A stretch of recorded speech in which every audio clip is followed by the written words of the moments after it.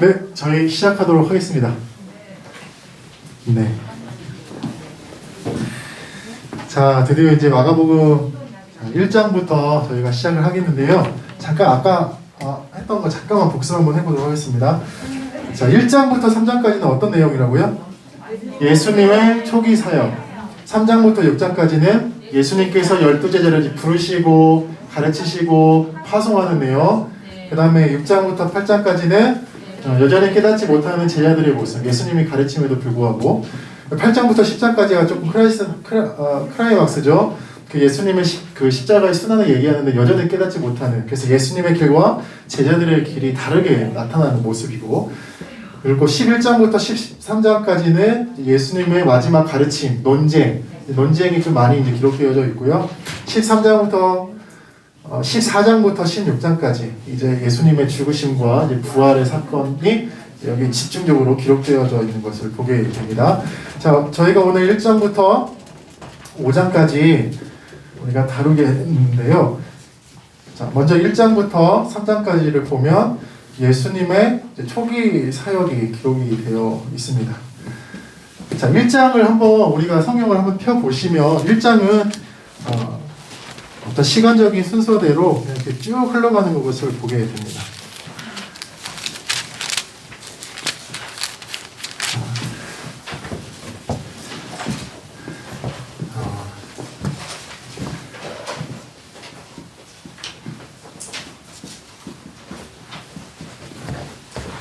자, 우리 1절 말씀을 우리 그 빨간색 형광펜으로 한번 그어보겠습니다.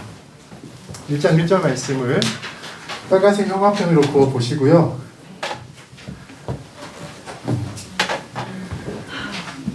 예수 그리스도, 하나님의 아들의 동그라미, 그리스도의 동그라미, 그리고 복음의 동그라미 한번 쳐보시겠습니다.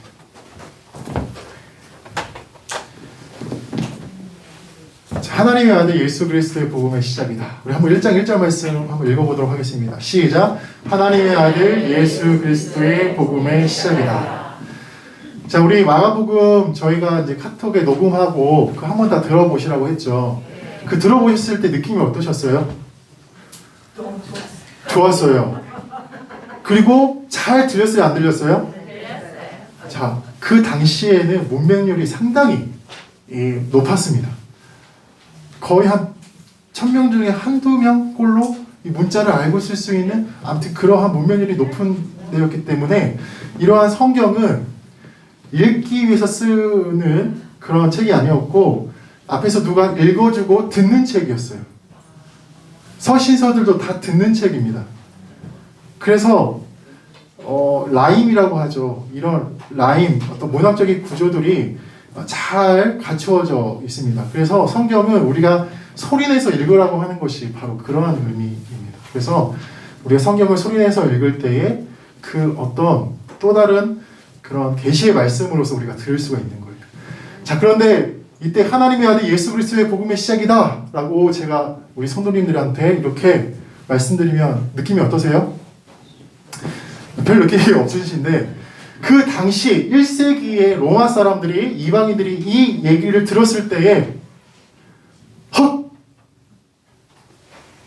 저 사람 미쳤나 보다 라고 할 수밖에 없는 상황이었어요. 왜냐하면 제가 뭐뭐의 동그라미를 치라고 했습니까? 네. 이 세 개의 단어는 한번 따라해 볼까요? 로마 독점적 언어. 네. 로마 독점적인 언어였어요. 그러니까 로마 독점적인 언어라고 하는 것은 로마만 사용할 수 있는 말이었다는 거예요. 그때 로마는 제국이었습니다. 제국의 언어였어요. 근데 지금 마가는 이 제국의 언어를 가지고 와서 누구를 지금 소개하고 있어요? 예수님을 소개하고 있는 거예요. 그러니까 그 당시 사람들은 특별히 황제에게만 쓸 수 있는 말을 마가가 예수님께 가지고 와서 예수님을 소개하고 있는 거예요.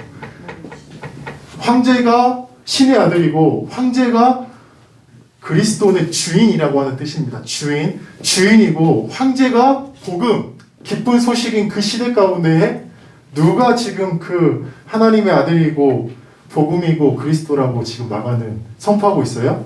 예수님. 그러니까 이 얘기를 듣는 사람들은 진짜 까물칠 수밖에 없었던 겁니다. 그러니까 지금 마가복음 1장 1절은 혁명적인 메시지라고 할 수 있습니다. 이 로마 복음만, 황제의 복음만 있었던, 황제가 우리의 주인이고 신의 아들이다 라고 하는 로마 복음만 있었던 그 땅에, 그 로마 한복판에 예수 그리스도의 복음이 선포가 된 겁니다. 예수의 복음이 선포가 된 거예요. 자, 그래서 예수님이 하나님의 아들이시고 예수님이 그리스도 주인이시고 예수님이 복음. 그러니까 예수란 누구인가? 라고 했을 때에 마가복음 1장 1절에서 그냥 선포를 해버리는 겁니다. 제일 먼저. 황제? 아니야. 예수님이야. 라고 하면서 이 세 가지를 선포를 하는 거예요. 자, 그러면 우리가 복음서를 볼 때 두 가지 관점이 있다고 했죠. 어떤 관점이 있다고 했습니까? 예수님은 누구인가? 라고 하는 관점과 제자는 누구인가? 여기에 우리가 적용을 해볼 수 있는 겁니다. 제자는 누구예요? 예수님만을 하나님의 아들로 고백하는 자, 예수님만을 나의 주인으로, 우리의 주인으로 고백하는 자, 예수님만을 복음으로 고백하고 선포하는 자가 바로 제자라고 하는 겁니다. 그래서 마가는 지금 마가복음 1장에서 이렇게 선포를 하고 있어요. 그러니까 이게 굉장히 놀라운 그러한 이 메시지인 겁니다. 자, 그러면서 그 후에 누가 등장하고 있어요? 세례 요한이 등장하고 있어요. 세례 요한이 이 복음이신 예수 그리스도를 전하는 자인과 동시에 그 예수의 제자의 모델로서 또 마가가 보여주고 있는 겁니다. 자, 4절 말씀에 보면 우리 죄사함을 받게 하는 회개의 세례라고 하는 곳에 한번 연두색이나 빨간색 형광펜으로 한번 그어보겠습니다. 우리가 세례 요한을 통하여서 이 제자의 모습을 우리가 볼 수 있는데, 그리고 6절 말씀에서 메뚜기와 석청 한번 줄 한번 그어보시고요. 7절 말씀에 나는 굽혀 그의 신발끈을 풀기도 감당하지 못하겠다라고 하는 그것에 줄을 그어보시기 바랍니다. 자, 먼저 4절 말씀을 우리 함께 읽어보겠습니다. 시작. 세례 요한이 광야에 이르러 죄사함을 받게 하는 회개의 세례를 전파하니. 지금 세례 요한이 누구에게 이 말씀을 선포하고 있는 거예요? 이스라엘 백성들에게 너희들 회개해라. 회개의 세례를 받아라. 죄사함을 하고 너희는 회개하고 세례를 받아라 라고 선포를 하고 있습니다. 근데 그때의 1세기에 있던 유대인들이 이 메시지를 들을 때 어떤 느낌이었을까요? 지금 뭔 소리 하고 있는 거야? 우리가 세례를 왜 받아? 딱 이러한 느낌. 왜냐하면 당시 유대인들은 세례를 받지 않았어요. 그럼 누가 세례를 받았을까요? 유대교로 개종하려고 하는 사람들이 세례를 받았습니다. 그러니까 이방인들이 유대인으로 개종하기 위해서는 세례를 받고 그 다음에 성전에 가서 제사를 드려야 되고 마지막으로 뭘 해야 했었을까요? 할례를 받아야 됐었어요. 그러니까 세례는 아브라함의 혈통에서 태어난 유대인들하고는 전혀 무관한 거예요. 근데 지금 세례 요한이 그 이스라엘 백성들에게, 유대인들에게 세례 받으라라고 하는 겁니다. 왜 그랬을까요? 그때 그들이 죄 사함을 받기 위해서는 뭘 해야 했었어요? 죄 사함을 받으려면은 뭘 통해서 죄 사함을 받았어요? 피로.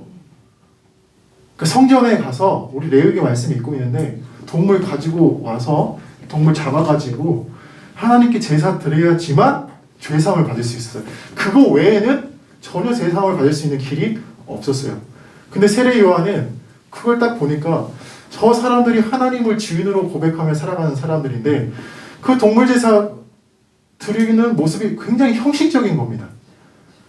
드리고 그냥 마음에는 전혀 없이 그 형식적인 것만 하고 나는 죄사함 받았다. 그러니까 본질에서 완전히 벗어나 버리는 그런 모습을 본 거예요.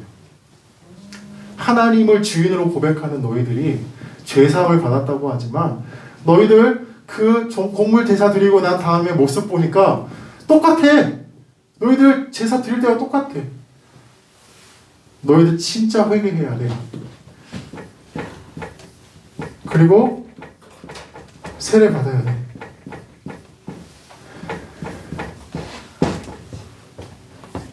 근데 이 말을 그때 누가 싫어했을까요? 근데 이때 이 말을 듣고 많은 사람들이 세례 요한한테 몰렸고 많은 사람들이 세례를 받았어요. 근데 누가 싫어했을까요? 성전에 있는 그런 제사장들, 사두개인들 싫어했어요. 왜 싫어했을까요?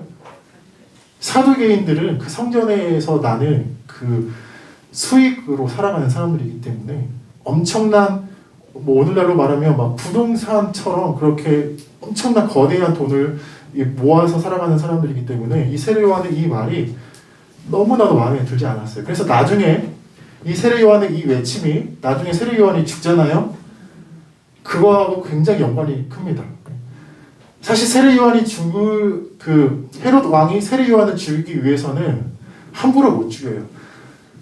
종교 지도자들의 승인이 떨어져야지만 죽일 수 있는데, 죽였다라고 하는 것은 세례 요한이 사두개인들의 눈에 가시인 것이에요. 아무튼 이러한 메시지가 있었는데, 우리가 오늘날로 한번 적용해 보면 회개, 세례 하시면 뭐가 생각이 납니까?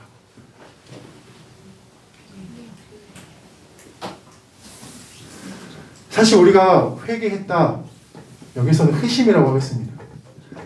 내가 회심했다, 내가 세례를 받았다 라고 하면 내가 구원받았다 라고 하는 이 구원과 연관을 많이 시킵니다. 그런데 우리가 이 세례 요한의 이 메시지를 통해서 우리가 다시 한번 생각해 보아야 될 것은, 이 회개와 세례를 구원으로 연결해서 생각할 수 있지만 이 구원은 이 주인 되심과 연결되어야 된다고 하는 거예요. 예수 그리스도의 주인 되심과 연결되어야 된다고 하는 거예요. 마가복음 1장 1절에 예수 뭐라고 기록되어 있어요? 그리스도. 그리스도는 주인이라고 하는 뜻입니다. 내가 회개받았다, 세례받았다 라고 하는 것은 내가 죄로부터 구원받았다 라고 하는 그 신앙과 연결시킬 수 있지만 여기에서 머무르면 안 되고, 내가 세례받았다, 구원받았다 라고 하는 것은 이제 예수님을 주인으로 고백하며 살아가는 자가 되었다 라고 하는 겁니다. 세례는 결혼식과 같다고 많이 비유를 합니다. 왜냐하면 세례는 누구 앞에서 받아요? 성도들 앞에서 받아요. 그렇죠. 내가 세례를 받으러 나와요. 그러면은 저는 이제 내가 이전에 어떤 것을 주인으로 내가 삼고 살았을지는 모르지만 내가 이제 예수님만을 주인으로 삼고 살겠습니다라고 하는 공개적인 선포입니다.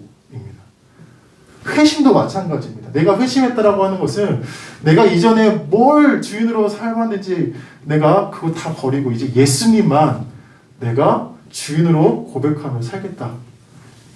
그래서 예수님, 저는 어떻게 하면 되겠습니까? 라고 하는 이 신앙 고백적인 그러한 물음들이 이제는 생겨야 하는 것입니다. 그래서 우리가 회심하는 것도 중요하고 세례받는 것도 중요하지만 더 중요한 것은 회심한 다음에, 세례받은 다음에가 더 중요한 거예요. 내가 세례받았는데, 내가 회심했는데 이전의 상고가 똑같다? 그러면 세례 요한이 외치는 거예요. 죄사함을 받게 하는 회개의 세례를 받으라. 자, 두 번째 세례 요한은요, 6절 말씀에 보면 뭘 먹었어요? 메뚜기와 삼청을 먹었어요. 자, 세례 요한이, 우리가 세례 요한에 대해서, 세례 요한이 예수님의 그 제자의 모델이라고 했는데, 그는 예수님이 그 메시아 되신, 주인 되심을 알았고, 그리스도 되심을 알았고, 두 번째는 그가 에세네파다라고 추정을 많이 하고 있습니다. 자, 세례 요한은 무슨 파라고요? 에세네파. 자, 우리가 한번 우대제국 한번 읊어보겠습니다. 시작. 네, 헬라와 로마 사이에 독립정부가 있다고 했어요. 어떤 왕조가 있다고 했습니까? 하스몬 왕조가 있다고 했습니다. 자, 이 하스몬 왕조, 이 마카비라고, 이 마카비는 이 마따디아, 자, 이 사람의 이름을 정확하게 제가 기억이 안 나는데, 아무튼 이 이 사람의 셋째 아들입니다. 이 셋째 아들의 이름이 든 이 별명이 있는데 이 마카비의 전쟁이 일어났을 때에 이 사람들을 후원해줬던 이 신앙 공동체가 있어요. 그 신앙 공동체 이름이 하시딤이라고 하는 공동체입니다. 이 하스몬과 하시딤을 기억해 주시면 좋은데 이 하시딤이라고 하는 굉장히 경건한 신앙 공동체가 이 마카비 혁명을 통해서 우리가 정말 하나님의 나라를 이루겠구나라고 소망을 갖고 이 하스몬 왕조 이 마카비를 도와줘요. 자, 그런데 이제 마카비의 독립전쟁에서 승리하여서 하스몬 왕조가 성립이 되었는데 이 하스몬 왕조가 이 하시딤 공동체의 기대처럼 하나님의 어떤 그 올바른 길을 갔을까요? 하나님의 나라를 고대하면서 살아가는 그런 정치 공동체로 살아갔을까요? 못 살아갔어요. 그래서 이 하시딤이라고 하는 공동체가 실망해서 떠나버려요. 근데 떠날 때에 두 부류로 나눠집니다. 하나는 바리새인, 우리가 알고 있는 바리새인파로 나눠지고 또 하나는 에세네파라고 하는 공동체로 나눠져서 이 에세네파는 그 사이의 부분에 가서 이제 수도 공동체를 이루면서 살아가요. 그래서 신학자들은 이 세례 요한이 에세네파 출신일 것이다 라고 추정을 하는데 여기 보면은 메뚜기와 서청을 먹었다는 거예요. 이 에세네파는요 사람이 만든 음식도 먹지를 않았어요. 그리고 만들 때에 굉장히 신경 써서 부정하지 않도록 신경 써서 먹었다는 거예요. 그러니까 자연산을 먹은 거죠. 세례 요한은 어떻게 보면 그만큼 먹는 거에 대해서도 굉장히 철저했어요. 그러니까 이런 것들을 볼 때에 세례 요한이 에세네파일 것이다 라고 했고 그 에세네파의 특징을 보면 에세네파는요 몇 년 동안 수련해야지만 그 공동체에 들어갈 수가 있었습니다. 몇 년 동안 수련을 했어야 했을까요? 3년 동안 수련을 해야지만 이 에세네파 공동체에 들어갈 수 있었고 이 공동체에 들어가면 하루에 2번씩 목욕 재개를 해야 됐었고요. 또 말씀도 읽어야 했었고요. 말씀을 필사하고 아무튼 그 하나님의 철저한 그 공동체로 살아가기 위해서 수련했던 이 사람들이 에세네파인데 세례 요한은 그 에세네파로 추정을 하고 있습니다. 자, 그리고 세 번째로 7절 말씀에 보면 이제 세례 요한은 예수님만을 위한 존재로서 이제 나는 살겠다라고 선포하는 것을 보게 됩니다. 우리 7절 말씀 함께 읽겠습니다. 시작. 그가 전파하여 이르시되 나보다 능력 많으신 이가 내 뒤에 오시나니 나는 굽혀 그의 신발끈을 풀기도 감당하지 못하겠노라. 그러니까 요한복음에 보면은 나는 어떻게 돼야 된다고요? 쇠해야 하겠고 예수님은 흥해야 되겠다라고 말씀을 하시는데 이처럼 세례 요한은 철저하게 예수님을 위한 존재로서 살아가는 사람이었다라고 하는 거예요. 그러니까 예수님은 마가는 1절부터 8절까지 예수님은 누구인가 1장 1절을 선포하고 그 다음에 나오는 세례 요한을 통하여서 그러면 제자들은 이제 1장 1절 말씀과 더불어서 세례 요한처럼 살아가야 된다라고 하는 것을 보게 됩니다. 자, 복음서를 우리가 읽을 때 어떤 관점으로 읽어야 된다고요? 예수님은 누구이신가? 그리고 제자들은 어떻게 살아가야 되는가? 이 두 가지로 우리가 읽어낼 때에 이 복음서, 사복음서 또 마가복음을 잘 읽어나갈 수 있다고 했습니다. 자, 이제 그 다음 말씀이 뭐가 이어지고 있습니까? 예수님 1절하고 8절 다음에 9절에서 10절, 11절까지 어떤 말씀이 이어지고 있어요? 네, 세례받는 내용이 이어지고 있습니다. 특별히 우리가 예수님의 세례를 받는 장면에서 우리가 어떤 것을 발견할 수가 있어요? 네, 성령, 또 성부 하나님의 음성, 성령님의 비둘기같이 내려오심, 그리고 예수님의 세례받으심. 우리가 이거를 뭐라고 합니까? 삼위일체. 네. 제가 이거 설명하면서 우리가 조금씩 교리적인 부분들도 제가 한번 언급을 하게 된대요. 이 삼위일체 교리는 우리 기독교가 가지고 있는 굉장히 어려운 또 신비로운 또 우리에게 필요한 교리입니다. 자, 삼위일체라고 생각하시면 뭐가 제일 먼저 떠오르세요? 네? 성부 하나님, 또 성자 예수님, 또 예, 성령 하나님. 왜 그렇게 떠오르세요? 네, 삼위일체. 삼위일체는 뭐예요? 네, 성부 하나님, 성자 예수님, 성령 하나님. 그분들은 누구예요? 삼위일체. 네. 자, 우리 기독교 신앙을 갖는 거에 대해서 삼위일체를 이해하는 것이 굉장히 중요한데, 우리가 삼위일체를 이해할 때 이 성부 하나님을 중심으로 이해하는 것이 굉장히 많이 있습니다. 자, 예를 들어서 양태론이라고 하는 것이 있어요. 양태론. 우리 한국 교회에서 그 삼위일체 하나님을 이해하는 가장 전형적인 이해이면서도 가장 잘못된 이해가 양태론이라고 하는 겁니다. 자, 양태론이라고 하는 것은 이게 좀 한자 어야지고 좀 어려운데 모양 양자의 모습태예요. 그러니까 이거를 좀 풀었으면은 1인 다역이라고 할 수 있습니다. 1인 다역. 자, 양태론은 그림으로 그리자면은 이렇게 그릴 수가 있어요.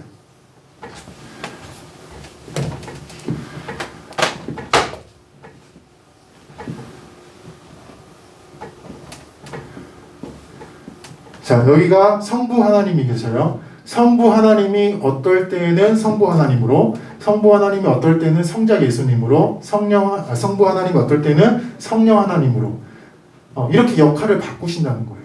우리 예전에 그 뭐 중국 영화 같은 거에 보면은 막 이 가면이 탁탁탁 바뀌고 하는 거 혹시 보셨나요? 네. 그런 것처럼 성부 하나님이 어떤 상황과 어떤 때에 따라서 1인 다역을 한다는 겁니다. 그러니까 우리가 삼위일체 하나님을 이해할 때 이런 식으로 많이 이해하느라고 하는 겁니다. 그러니까 하나님이 어떨 때는 성자 예수님으로, 어떨 때는 성령 하나님으로 이렇게 바꿔간다라고 하는 거예요. 제가 우리 교회에 있으면 부목사, 제가 집에 가면 아빠, 남편, 제가 저희 아버지 어머니 집에 가면 아들.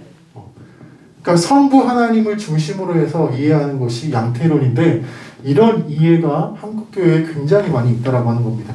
자, 두 번째로 이해가 되는 것이 삼신론입니다. 삼신론. 삼신론은 성부 하나님, 성자 예수님, 성령 하나님이 따로따로 존재한다라고 하는 이 삼위일체 이해입니다. 성부 하나님이 따로 활동하시고, 성령 하나님이 따로 활동하시고, 성자 예수님이 따로 활동하신다라고 하는 그런 이 삼위일체의 이해가 삼신론이고요. 그 다음에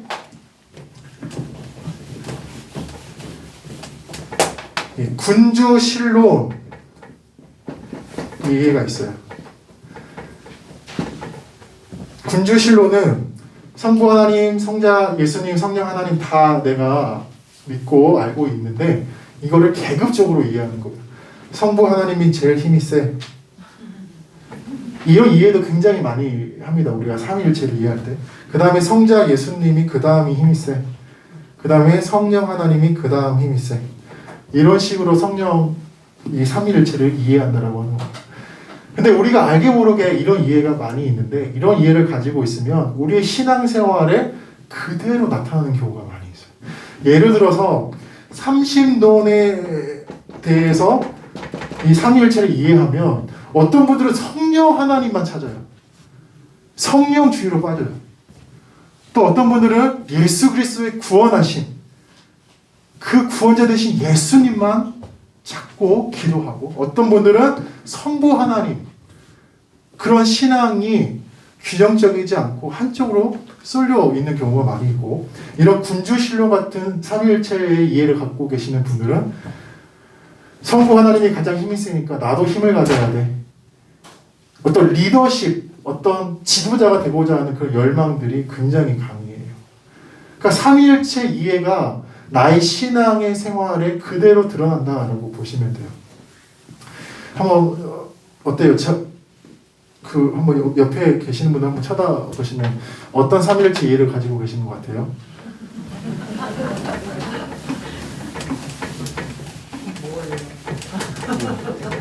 나도 모르고 너도 모르고 다 모르고. 그러면 삼위일체 또 잘못된 이해는, 잘못된 이야기보다는 우리가 또 잘 이해하는 거죠. 자, 한 분이 새 위격이 하나의 본질로, 하나의 본질이 되시고 또 하나의 본질이 또 새 위격으로 계신다. 또 이런 수학적인 이해로 또 우리가 삼위일체를 많이 이해를 합니다. 근데 사실 삼위일체는 우리가 제대로 설명하면 이단으로 많이 취급이 되는 경우가 많이 있어요. 역사적으로 봐도 삼위일체가 이거다라고 하는 그러한 정의를 내리는 사람들을 보면 굉장히 위험한 그런 발언을 했다. 그래서 막 화형에도 당하고 막 이런 사람들이 많이 있어요. 그러니까 삼위일체는 우리가 이거다라고 정의를 내릴 수 있다기보다는 이런 식으로 이해하는 것이 건강하다라는 쪽으로 우리가 가야 되는데, 삼위일체를 어떻게 이해하냐면은 이 공동체, 또 관계적으로 삼위일체를 이해를 해야 됩니다. 성부 하나님, 성자 예수님, 성령 하나님은 셋이 하나고 하나가 셋이다 라고도 설명할 수 있겠지만, 그것보다도 삼위일체를 통해서 하나님이 말씀해주고 싶어 하는 것은 삼위일체, 이 세 분은 공동체적으로 연대적으로 연합하여 함께 하신다라고 하는 이 이해와 이 신앙이 삼위일체가 말해주고자 하는 바람직한 이 교리라고 하는 거예요. 이거를 그대로 우리의 신앙생활에 적용해 보면, 그러면 우리는 어떻게 존재해야 돼요? 관계적으로 존재해요. 내가 신앙생활할 때 나 따로 너 따로가 하는 게 아니고 너와 나가 있지만 우리로서 함께 존재해야 됩니다. 이거는 교회도 마찬가지예요. 지금 코로나로 인해서 교회의 그 위상이 많이 떨어졌는데, 교회도 이 사회 가운데 어떻게 존재해요? 관계적으로, 공동체적으로 존재해야 되는 거예요. 우리가 이거 하는데 너희들이 뭔 상관이야? 이렇게 하면 삼위일체의 신앙의 관점으로 보면은 잘못된 거라고 할 수 있는 거예요. 그래서 삼위일체를 내가 생각할 때에 함께 손잡고 있는 그런 이미지, 또 함께 인정해주고 존중해주고 하는 그런 이미지, 이런 것들을 우리가 잘 생각을 해야 됩니다. 삼위일체를 어떻게 이해하는 것이 가장 건강하다고요? 공동체적으로, 관계적으로 이해하는 것이 굉장히 중요합니다. 이렇게 이해할 때 우리의 기도도 달라질 수밖에 없습니다. 우리의 기도도 하나님, 또 예수님, 성령님, 이러한 기도의 스펙트럼이 더 넓어질 수밖에 없다라고 합니다. 내 기도를 한번 점검해 보세요. 하나님의 그러한 성품만을 내가 찬양하고 있는지, 예수님만의 그런 사역을 내가 찬양하고 있는지에 대해서 한번 살펴보시고, 이러한 기도와 이러한 신앙생활이 삼위일체적으로 우리가 가야 된다라고 하는 것을 우리가 보면 되겠습니다. 자, 그래서 우리가 9절에서 11절 말씀을 통해서 우리가 삼위일체에 대해서 한번 살펴보았고요. 그 다음에 14절에서 15절 말씀을 빨간 줄로 한번 쳐보십시오.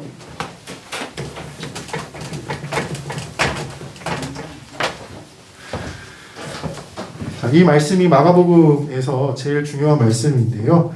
이게 하나님 나라의 이제 복음을 예수님께서 말씀하시는 겁니다. 예수님 어떤 분이신가? 하나님 나라의 복음을 선포하신 분이시다.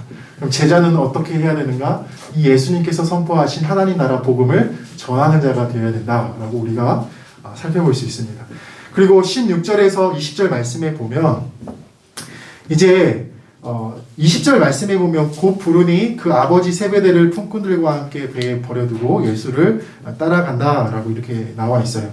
근데 이 세베대의 아들들 야고보와 요한이 나중에 그 예루살렘에 올라가기 전에 예수님께 뭘 요구해요? 자리를 요구하죠. 그럼 우리가 여기서 뭘 발견할 수 있냐면, 지금 세베대의 아들들은 지금 예수님이 누구인지 모르고 따랐다라고 하는 것이고, 지금 이들이 어떤 우리가 신앙적으로 표현할 때 본전의식, 투자 개념, 이런 식의 신앙으로 지금 나가고 있다라고 하는 것을 알 수가 있습니다. 그러니까 이들이 지금 생각하기에 내가 예수님께, 지금 보면은 이들이 가지고 있는 것이 그물, 배, 그 당시에 엄청난 재산들입니다. 이것을 버렸다고 또 예수님을 따랐다라고 하는 것은 내가 예수님을 이것을 버리고 따랐기 때문에 예수님에게 이것보다 더 큰 걸 줘야 됩니다. 이런 투자 개념으로 또 본전 의식을 가지고 했다라고 하는 것인데 우리의 신앙을 여기에 한번 투영해 볼 수 있는 것이죠. 그래서 우리의 신앙을 한번 생각해 볼 수 있는 지점이고요. 그리고 이제 21절부터 28절 말씀에 보면 더러운 귀신 들린 사람에 대한 말씀이 나오고 있습니다. 우리 24절 한번 줄 한번 그어보겠습니다. 자, 24절에 보면 이제 귀신이 예수님에 대해서 예수님께 이렇게 말하는 거예요. 예수님, 내가 당신은 잘 알고 있습니다. 그런데 제가 당신과 상관이 없다라고 하는 거예요. 그런데 우리 신앙생활을 보면 우리도 이러한 모습이 굉장히 많이 있다라고 하는 겁니다. 예수님은 잘 알고 있지만 예수님과 상관없는 신앙생활을 하는 사람들이 있다라고 하는 겁니다. 예수님이 우리의 이 마가는 예수님이 우리의 누구라고 설명하고 있어요? 선포하고 있어요? 마가복음 1장 1절 말씀. 하나님의 아들 예수 그리스도의 복음의 시작이라. 주인이라고 말하는데 우리의 신앙생활은 예수님을 잘 알고 있지만 예수님을 주인으로 고백하지 못하고 우리가 살아갈 때가 너무나도 많이 있다라고 하는 거예요. 그러한 의미에서 우리의 신앙은 성장해 가야 됩니다. 성장.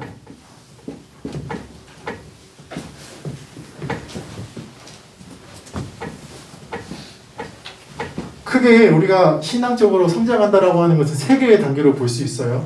영적 아이, 영적 부모,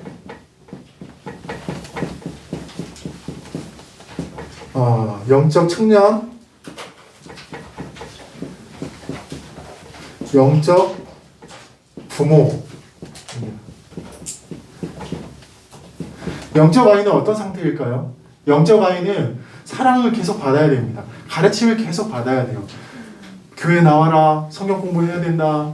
너 그렇게 살면 안 돼. 계속 하나님께 말씀 읽고 기도하고 살아야 돼. 계속적으로 돌봐줘야 되는 상태입니다. 자, 영적 청년은 어떤 상태일까요? 영적 청년은 스스로 신앙생활을 할 수 있는 상태예요. 스스로 말씀도 읽어가면서 말씀대로 순종하며 살아가려고 노력하고 내가 말씀을 또 기도를 열심히 하려고 노력하려고 하는 상태가 영적 청년의 상태예요. 자, 영적 부모는 어떤 상태일까요? 이 영적인 아이와 영적인 청년을 도와서 신앙이 잘 성장할 수 있도록 잘 이렇게 이끌어줄 수 있는 상태입니다. 그래서 우리가 이 귀신처럼 예수님에 대해서는 알고 있지만 예수님과 상관없이 늘 살아간다면 늘 영적 아이에만 머물 수밖에 없는 거예요. 그러나 예수 그리스도의 주인 되심을 우리가 인정하고 그분을 따라가는 삶을 계속 살아가다 보면 우리가 영적 아이에서 영적 청년, 영적 청년에서 영적 부모로 이렇게 성장해 간다라고 하는 겁니다. 특별히 우리가 그 담임 목사님이 4가지 관계에 대해서 우리 주일마다 설교를 해주고 계시잖아요. 그러니까 이 단계에 따라서 하나님과의 관계, 그 다음에 누구와의 관계예요?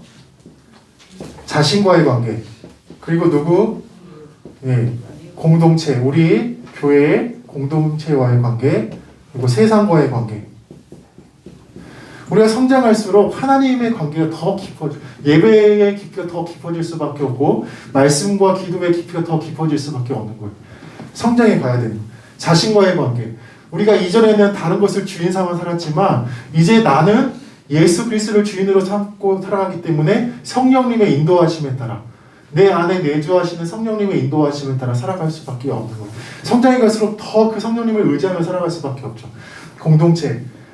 서로 내 자신을 내어주고 내 은사로 내 공동체를 세워주고 영적 아이와 영적 청년이 영적 아이를 도와주고 영적 부모가 영적 청년과 영적 아이를 도와주고 이러한 공동체가 계속적으로 성장해 갈 수밖에 없는 거죠. 세상 속에서도 내가 복음을 전하는 자로서 또 하나님께서 맡겨주신 몫을 잘 감당하는 자로서 그 깊이가 더 깊어질 수밖에 없다라고 하는 겁니다. 그래서 우리는 이러한 영적인 성장을 해야 돼요. 그렇기 위해서는 자기 객관화가 굉장히 필요합니다. 어떤 분들은 영적 아이인데 자기가 영적 부모로 착각하는 분들이 많이 있어요.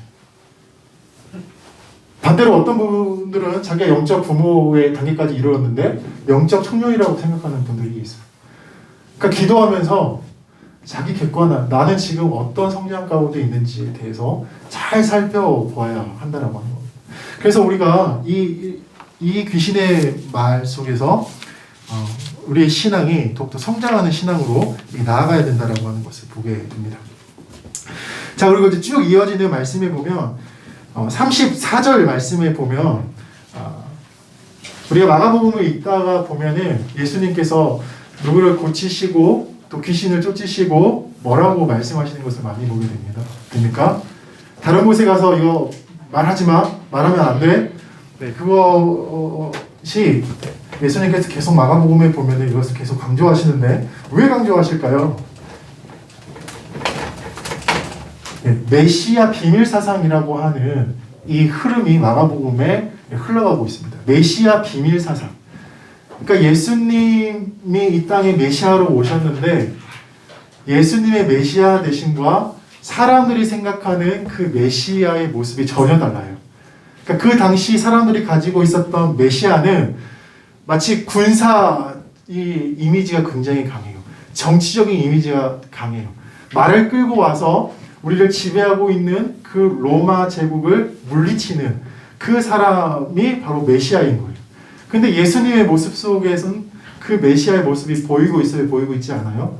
보이고 있지 않아요. 그런데 사람들이 예수님이 이적을 통해서 귀신을 쫓아내고 막 오병이어 사건을 일으키니까 이분이 우리의 메시아 아니신가?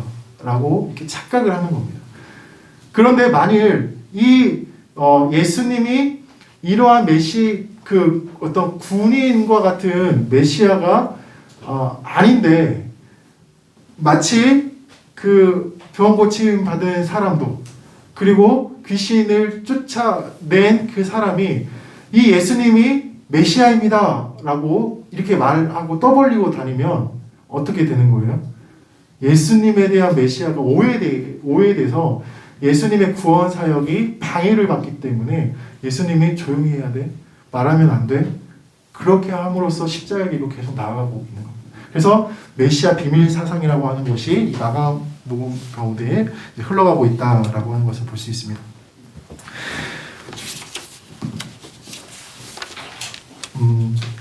자, 그리고 그래서 우리 1장 말씀에 보면 우리 1장은 이렇게 예수님의 초기 사역들이 쭉 이어지고 있고요. 자, 2장 말씀에 들어가면 이제 2장 말씀에 들어갈 때 우리가 딱 뭔가 준비를 하고 들어가야 되는 것이 2장에는 이 논쟁이 시작이 되는 겁니다. 자, 2장에 보면 2장 1절부터 3장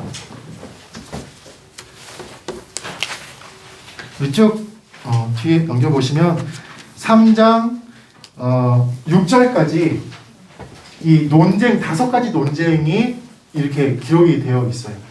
어떤 논쟁이 기록되어 있냐면 중풍병자 1번 한번 해보시죠. 중풍병자 1번, 그 다음에 레위를 부르시다 2번, 그리고 금식 논쟁 3번, 그리고 안식일에 및 일삭을 차르다 4번, 그리고 3장 1절부터 6절까지 손 마른 사람에 대한 논쟁, 이 5개의 논쟁이 이어지고 있는 것을 보게 돼요. 자, 특별히 그 1절부터 12절까지 보면 5절 말씀 우리 함께 읽어보겠습니다. 시작. 예수께서 그들의 믿음을 보시고 중풍병자에게 이르시되 작은 자야 내 죄사함을 받았느니라 하시니 라고 했어요. 예수님이 뭘 보셨습니까? 믿음을 보셨어요. 믿음이라고 하면 우리가 예수님과 연관된 믿음이다 라고 하는 그 생각을 제일 먼저 하셔야 됩니다. 믿음이라고 하는 것은 내가 믿고 싶어 하는 그 어떤 것이 아니라 내가 어떤 막 기를 쓰고 간절함이 아니라 믿음은 성경에서 말하는 믿음은 예수님과 연관된 믿음이다 라고 하는 거예요. 그래서 한번 참고로 적어주시면 좋겠습니다. 에베소서 2장 1절에서 10절 말씀을 우리가 지금은 살펴볼 수 없겠지만 그 말씀을 통해서 믿음이라고 하는 것을 알 수 있는데 우리 담임 목사님이 우리 늘 강조하시는 거 있죠. 자, 믿음의 근본은 예수님과 관련된 믿음인데 그 믿음은 3가지로 정리할 수 있다. 그 근거할 수 있다. 예수 그리스도 안에서 내가 하나님께 받아들여졌다. 예수 그리스도 안에서 내가 특별한 존재가 되었다. 예수 그리스도 안에서 내가 새로운 가족 공동체에 속하게 되었다. 라고 하는 이 믿음이 예수님과 관계된 믿음이고 우리의 믿음의 근간을 이루어야 되는 믿음이라고 하는 것을 우리가 꼭 기억을 해야 됩니다. 그러니까 이 믿음과 상관없이 내가 소망하는 것, 내가 이루어야 되는 그런 욕망들에 대한 믿음은 처음에 우리가 신앙생활할 때 기복주의 신앙으로서 가질 수 있는 믿음이긴 합니다. 그러나 그 믿음이 우리 신앙생활에 지속적으로 계속적으로 그 믿음만 유지하게 된다면 그건 건강하지 못한 신앙이 돼요. 그러니까 믿음이라고 하는 것은 어떤 믿음이라고요? 누구와 연관된 믿음? 네. 그리고 그 믿음의 근간이 되는 것은 에베소서 2장 1절에서 10절 말씀에 근거해서 예수 그리스도 안에서 내가 하나님께 받아들여졌다. 예수 그리스도 안에서 내가 새로운 존재가 되었다. 예수 그리스도 안에서 내가 새로운 가족 공동체에 속하게 되었다라고 하는 이 믿음을 그 믿음의 기초로 우리가 삼을 때에 그 예수 그리스도의 믿음의 그 상황 가운데 우리가 나아갈 수 있다라고 하는 겁니다. 그리고 우리가 이제 레위를 부르시는 장면, 그리고 금식 논쟁, 그리고 그러니까 우리가 논쟁을 이 5가지 논쟁을 살펴볼 때에 이 논쟁의 핵심은 한번 따라해 보겠습니다. 생명. 예수님은 이 논쟁을 통하여서 생명을 강조하고 계시는 것을 보게 됩니다. 지금 예수님이 오셨을 때의 그 바리새인들과 서기관들과 사두개인은 하나님이 생명을 살리라고 하신 그 율법을 사람을 죽이고 있는 그런 율법으로 사용하고 있기 때문에 예수님께서는 이 논쟁을 통하여서 하나님이 생명 살리라고 주신 거야 라고 하면서 계속적으로 강조를 하고 있는 겁니다. 중풍병자도 그렇고 금식도 어떤 금식이 그냥 굶는 금식이 아니에요. 예수님께서 말씀하시는 금식은 이사야 58장 이 말씀에 보면 우리 이사야 58장 한번 찾아보겠습니다.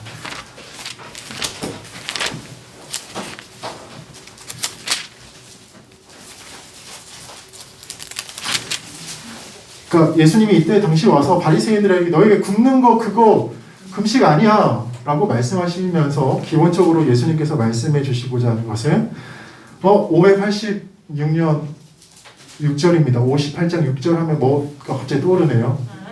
네.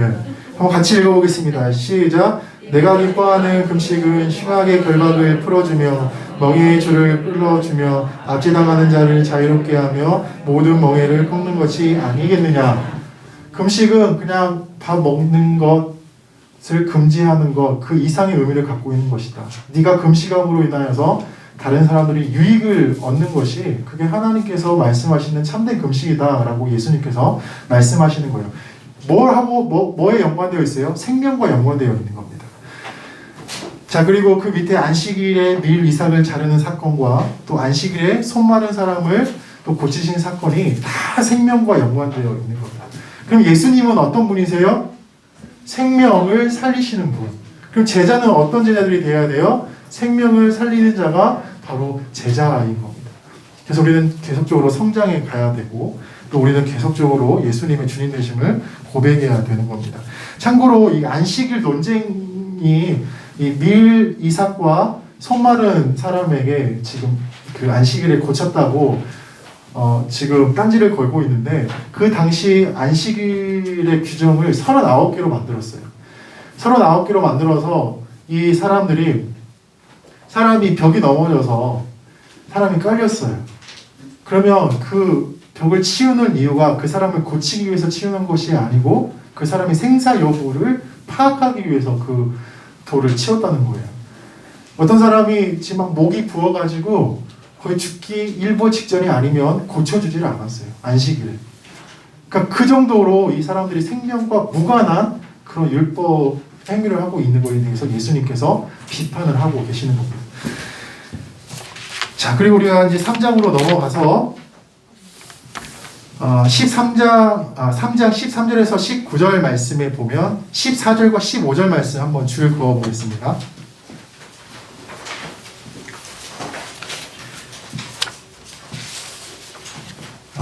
예수님께서 12제자를 이제 부르시는 장면인데, 제자들의 그런 누가 제자인가 라고 했을 때에 14절과 15절 말씀을 통해서 우리 세 가지로 살펴볼 수가 있습니다. 누가 제자인가? 예수님과 함께 있는 사람이 예수님의 제자이고, 또 예수님께서 보내신 자리에서 전도하는 자가 예수님의 제자이고, 또 15절 말씀에 보면 귀신을 내쫓는 그 권능을 가진 자, 그리고 그 권능을 행하는 자가 이 예수님의 제자입니다. 여기서 귀신을 내쫓는다라고 하는 것은 이 하나님의 나라를 방해하는 것을 제거하는 것입니다. 그러니까 귀신은 이 땅에 임한 하나님의 나라를 보이지 못하도록, 세워지지 못하도록, 확장되지 못하도록 계속적으로 방해를 합니다. 영적 세력을 통해서 계속적으로 방해하지만 제자는 그 마귀가 방해하는 그것들을 제거하는 자, 그것이 바로 이 제자라고 말할 수가 있겠습니다. 자, 그리고 이제 마가복음 4장에 우리가 와서 이제 마가복음 4장부터는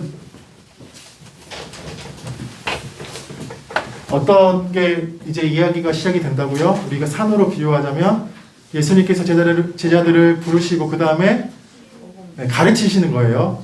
그런데 예수님께서 마가복음 4장은 뭘 가르치시냐? 하나님 나라에 대해서 가르치십니다. 하나님 나라에 대해서 이제 가르치고 계시는데, 우리 이 네 가지 땅에 떨어진 12유는 너무 많이 들었잖아요. 자, 이 네 가지 땅에 떨어진 10비유. 자, 이 비유에 대해서 제가 오늘 설명을 드리고 마무리를 할까 합니다. 자, 마태복음, 누가복음에 보면 이 비유, 예수님의 말씀들 중에 50% 이상이 다 비유입니다. 그러니까 우리가 비유를 이해하지 못하면 예수님의 말씀을 잘 이해를 하지 못해요. 근데 이 비유를 누가 제일 많이 사용합니까? 이단들이 이 비유를 굉장히 많이 사용해서 이 성경 말씀을 왜곡하고 비틀어지게 해석을 하는데, 그 마태복음 13장 한번 찾아보겠습니다. 마태복음 13장 32절 말씀을 한번 보도록 하겠습니다. 마태복음 13장 32절 말씀 함께 읽어보겠습니다. 시작. 이는 모든 씨보다 작은 것이로되 자란 후에는 풀보다 커서 나무가 되매 공중 위에 새들이 와서 그 가지에 깃들이느니라. 아멘. 자, 여기서 씨는 뭘 말할까요? 말씀입니다. 여기는 씨가 말씀이에요. 근데 그 씨는 어떤 씨예요? 네, 겨자씨예요. 자, 여기에서 그 겨자씨가 자라서 나무가 된다. 이 나무는 뭘까요?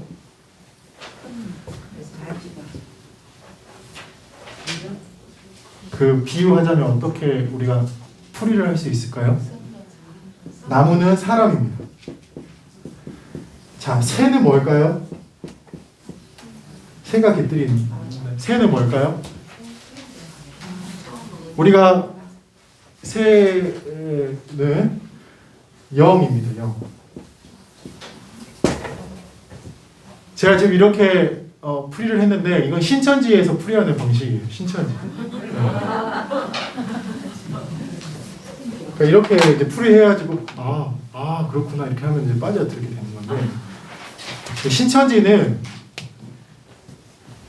이 씨를 이제 말씀으로 비유해서 이 씨가 떨어져서 이제 자라면 나무가 된다. 즉 이제 이 사람이 된다라고 풀이를 하더라고요. 그래서 이 사람 안에 이 나무에 이 새가 깃들게 되면 이 성령이 그 사람한테 임한다라고 이렇게 풀이를 합니다. 근데 이 풀이 그럴듯하지 않나요?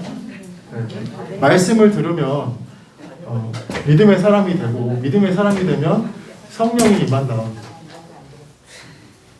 자, 그런데 여기에서 이제 제가 비유를 그러니까 비유 말씀에 나오는 비유를 우리가 읽어낼 때 정말 기준이 되는 가이드라인을 드리겠습니다. 자, 1번. 자, 비유를 우리가 읽어낼 때 자, 하나님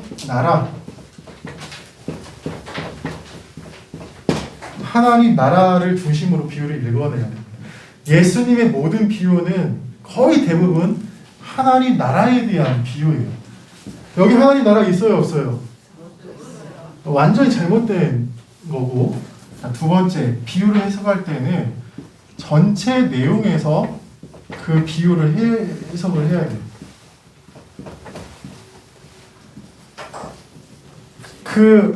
이 겨자씨 비유도 우리 13장 31절에서 32절 말씀을 다 함께 읽어보겠습니다. 시작.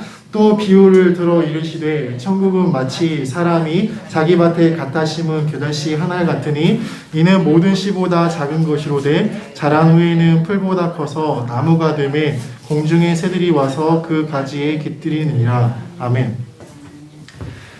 씨는 어떤 씨예요? 겨자씨. 근데 이 비유에 지금 겨자씨가 나오고 이 비유에 겨자씨가 나오고 있어요? 안 나오고 있어요?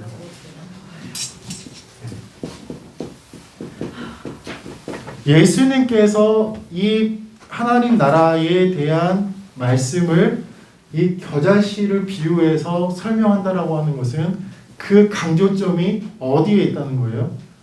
겨자씨에 있다는 거예요, 겨자씨. 근데 이 신천지의 뜻풀이에는 이 겨자씨가 없어요. 그러니까 예수님의 하나님의 나라를 이 겨자씨의 비유해서 설명하려고 하는데 그냥 마태복음 13장 32절 이 말씀만 떼가지고 그냥 이렇게 설명을 하니까 완전히 잘못된 거예요. 그러니까 비유를 설명할 때에는 전체 내용을 고려해서 이렇게 설명이 되어야 합니다. 그래서 우리가 마가복음으로 다시 돌아가 보면 이 마가복음 4장 1절에서 9절 말씀도 그렇고 특별히 아까 겨자씨 비유 30절에서 32절 말씀을 보면 이 마태복음과 연관되어 있는 말씀인데 이 비유는 이 겨자씨는 굉장히 작은 그런 씨앗입니다. 정말 이 손톱만한 아주 조그만한 이만한 씨예요. 자, 우리 30절에서 32절 말씀 한번 읽어보겠습니다. 시작. 또 이르시되 우리가 하나님 나라를 어떻게 비교하며 또 무슨 비유로 나타낼까? 겨자씨 한 알과 같으니 땅에 심길 때에는 땅 위의 모든 씨보다 작은 것이로되 심긴 후에는 자라서 모든 풀보다 커지며 큰 가지를 내나니 공중의 새들이 그 그늘에 깃들일 만큼 되느니라. 아멘. 자, 비유는 뭘 기준으로 해석을 해야 된다고요? 하나님 나라. 하나님의 나라가 이미 임했다. 하나님이 통치하신다. 이러한 신학적인 맥락에 따라서 비유를 해야 되고 비유를 해석을 해야 되고 전체 내용에서 비유를 해야 된다. 자, 여기서 이제 겨자씨. 이 겨자씨가 굉장히 작은 거라는 거예요. 근데 어떻게 된다고 하고 있어요? 성장한다는 거예요. 성장. 겨자씨가 심어서 커지면 한 5m까지 제 키의 2배 정도 커지는 거예요. 그러니까 하나님의 나라는 처음에는 우리가 눈으로 보기에 아주 작은 것처럼 보이지만 그 하나님의 나라는 계속적으로 성장해 나간다는 거예요. 네. 계속적으로 성장해 나간다. 어떨 때까지? 새. 네. 새가 깃들 때까지. 여기서 새는 영이 아니고 그 하나님의 나라를 갈망하는 사람, 그 하나님의 나라를 보고자 하는 사람, 또 그 하나님의 나라의 복음을 들어야 하는 사람에게 보인다라고 하는 겁니다. 자, 그리고 이 겨자씨는 아주 작아서 연약하다는 거예요. 연약해. 그 하나님의 나라의 그 풍성함, 그 하나님의 나라의 확장은 누구를 통해서 진행된다는 거예요? 힘이 있는 권력자들이나 재력가들에 의해서 하나님의 나라가 나아가는 것이 아니라 아주 연약한 자들을 통하여서 이 하나님의 나라가 선포되어지고 확장되어지고 풍성해진다라고 하는 거예요. 우리 역사를 통해서 우리가 다 보게 되잖아요. 우리 마가복음 지금 그 1세기에서만 보더라도 그 당시에 노예나 종들이나 이런 자들에 의해서 그 하나님의 나라가 복음이 이렇게 더 확장되어지는 것을 보게 되지 않습니까? 그래서 이 비유라고 하는 것은 바로 우리 하나님의 나라의 관점으로, 그다음에 전체의 내용의 맥락에서 읽어야지만 이 비유를 우리가 잘 해석해 낼 수 있고 잘 적용할 수 있다라고 하는 것을 우리가 좀 기억했으면 좋겠습니다. 자, 오늘은 여기까지 하도록 하겠습니다. 네, 감사합니다. 네, 우리 다음 주도 우리 잘 읽어주시고요. 이게 많은 내용을 다루는 것이기 때문에 쉽지 않으실 것인데 그래도 또 잘 들어주셔서 감사드리고요. 또 한 주도 또 우리 과제를 또 잘 감당해 주시면 좋겠습니다. 자, 우리 이번 주는 마가복음 1장 14절에서 15절 말씀 우리 암송해 주시라고 했는데 한번 암송하고, 다음 주는 마가복음 10장 45절 말씀 잘 올려드리도록 하겠습니다.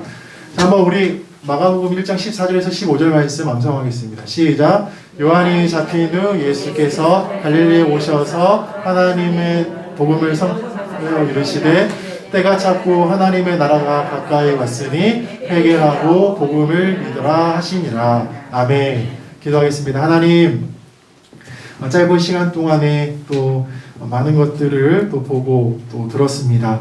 하나님, 주님께서 인도하여 주셔서 우리가 이 내용들을 잘 소화할 수 있도록 도와주시고, 우리의 신앙 가운데에 또 성장이 있게 하여 주시고, 또 우리의 신앙 가운데에 더욱더 우리의 지평이 더욱더 넓혀지게 도와주시옵소서. 예수 그리스도가 나의 삶의 주인임을 고백하며 예수님, 제가 무엇을 해야 됩니까? 라고 하는 물음이 날마다 나의 삶 가운데에 계속 되물어지고 주님 말씀에 순종할 수 있는 여기 있는 저와 모든 성도님들이 될 수 있도록 인도하여 주시옵소서. 감사드리오며 예수 그리스도 이름으로 기도합니다. 아멘. 수고하셨습니다.